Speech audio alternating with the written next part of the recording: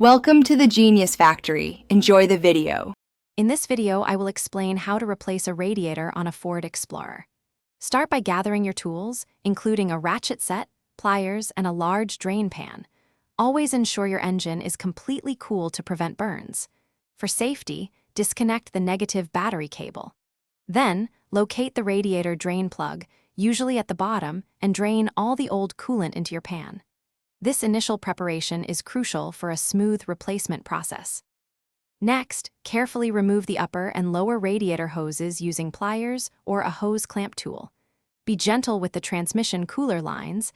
They often have quick disconnect fittings. Unbolt the fan shroud and lift out the cooling fan assembly.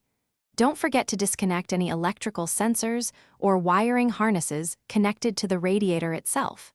Taking your time here prevents damage to other components. With everything disconnected, unbolt the radiator's mounting brackets. These are typically located at the top. Carefully lift the old radiator straight up and out of the engine bay.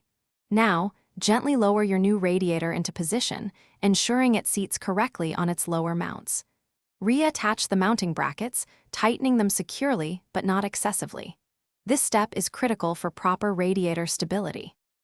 Finally, reconnect all the hoses, transmission lines, and electrical connectors you removed earlier. Fill the new radiator with the manufacturer-recommended coolant mixture, usually a 50-50 blend of antifreeze and distilled water. Start the engine, allowing it to warm up and bleed any trapped air from the system.